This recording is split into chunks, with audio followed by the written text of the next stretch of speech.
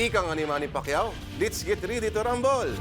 Hindi lang sa mundo ng sports bagay mga katagang iyan, pati na rin sa mundo ng politika, Bok. Oo, ngayon, ililista natin ang top 5 na pinakapatinding away ngayong taon. Bakbakan ng mga tol. Ang panlima sa ating listahan, agawan sa teritoryo. In the red corner, literally, ang China. Sa blue corner naman ang Pilipinas. Ngayong taon, mas naging agresibo ang China sa pagtatayo ng mga struktura sa West Philippine Sea. Ang mga reef, ginawa nilang isla. Meron pa silang mga daungan at base militar. Maras din ang kanilang pagtaboy sa mga kababayan natin mangingisda dahil dito inakyat na ang Pilipinas. Ang kaso sa United Nations Arbitration Court sa Netherlands. Ang tanong, sino ang magwawagi sa away na ito?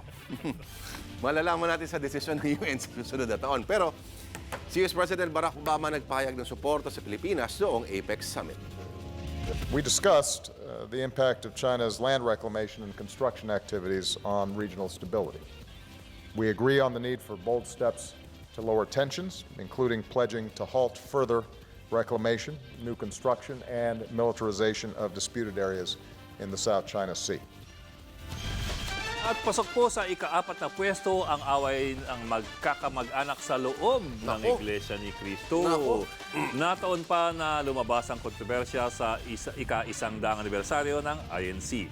Nagsimula ito na lumabas ang video ng mag-inang Tenny at Angel Manalo na humihingi ng tulong laban sa pinuno ng INC na may masamang balak daw sa kanila. May 9 na ministro daw na dinukot matapos tumutol sa mga balak ng sanggunian. Dahil dito, pinaimbestigan ng DOJ ang nasabing mga anomalya. Umalma naman dito ang INC at nagsagawa ng malawakang kilos protesta sa EDSA. Ang resulta, maladilubyong traffic, lalong-lalo na, of course, sa EDSA. Ang mga pasahero tuloy napilitang mag-walkathon. Pangatlo sa ating listahan. Kailangan mo, Bok. DOTC Secretary June Abaya versus everyone. Mukhang hindi yata nagpa-fungsoy si Abaya kaya marami siyang naranasang kamalasan ngayong taon. Una na dyan, ang problema sa matinding traffic. Pero sabi ni Abaya, hindi naman daw ito fatal o nakamamatay. Well, hindi nga. Dagdag niyo pa ang problema sa Tanimbala Modo sa NAIA pero ang pinakamatindi sa lahat. Ang walang katapusang aberya sa MRT. Teka, di ba may pangako kayo na Pinoy sa taong bayan? Pagdating naman ng 2015, madadagdagan din tayo ng tinatayang 250,000 na paserong ang maisasakay kada araw dahil sa LRT Line 1 Cavite Extension. Pag hindi ho nangyari ito, nandiyan po si Secretary Abaya, na makakasiwa ng proyektong to, dalawa na kami magpapasagasa siguro sa tren. Ito yung interesting abangan eh. Pasok dyan sa lista ng away ni Marwas at Davao City Mayor Rody Duterte.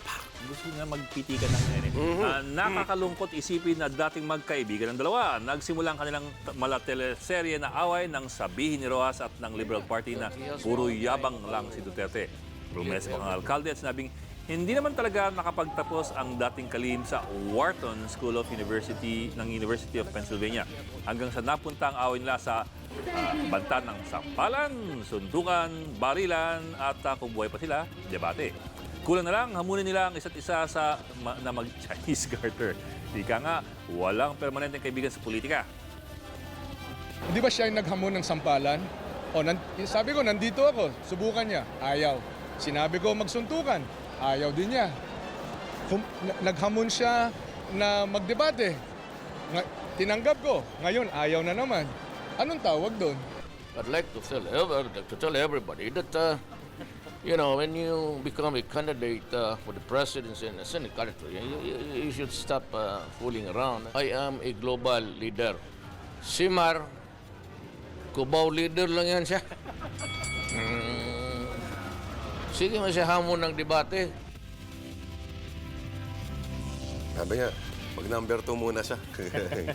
Teka muna, paglilinaw lang, nagsimula yon hindi dahil sinabi ni ang eksaktong kasi, sa isang forum, sa isang paaralan, sinabi ni Rojas na yung numbers daw indicating na safe ang Davao, Myth daw yun. So, doon nagsimula yan. Na self-generated numbers yun. Self-generated numbers. Yan. Always very fascinating to watch politicians fight. It's more entertaining than watching boxers fight. Naman! Oo, yan na nga lang ang tanging mga pinagkakaaliwan ng Pilipino. Diba? Yeah, that's their saving glory. Diba? Sino maganda makita na mag-head-to-head next year? Tingin mo? Duterte, Mar. Interesting. Pero sana magkakaroon ka na next year. Pero mas feisty si De Lima. So kung Duterte De Lima, Pwede rin. diba? Yan. May mga ano na yan. Actually, si Duterte mainit. May mga parinig niya kay De Lima. Oo. Pareho sila. May sinabi siyang words doon na hindi natin pwede sabihin on air. Gaya ng... Okay. At ang nangunang away ngayong taon, walang iba kundi Pinoy versus VP Jejomar Binay. Kampihan na. Ngayong taon, nagbitiw si Binay sa gabinete ng Pangulo. Ang dahilan niya, ayaw na niyang maging punching bag ng gobyerno. Yan, puro black eye. Dagdag pa dito ang pag-endorso ni Pinoy kay Roa sa 2016 elections. Mula noon, ipanay na ang pambabati ko si Binay sa administrasyon. Buwelta naman ng Pangulo, di wow. Aabot ng ating mga kababayan na hindi nila nararamdaman ang ipinagmamalaking kaunlaran. Ang nakikinabang sa pinagyayabang na pag-unlad ay iilan lamang, kasama ang mga piling kaibigan at kapartido ng mga nasa pwesto. Kapag sila raw ang naging Pangulo, sigurado para naman sa kabataan, iba na raw po ang sagot nila sa ganong pahayag. Ang tugon na raw ang uso ngayon di wow. Di wow! At yan ang top 5 na away ngayong taon, mga kapatid.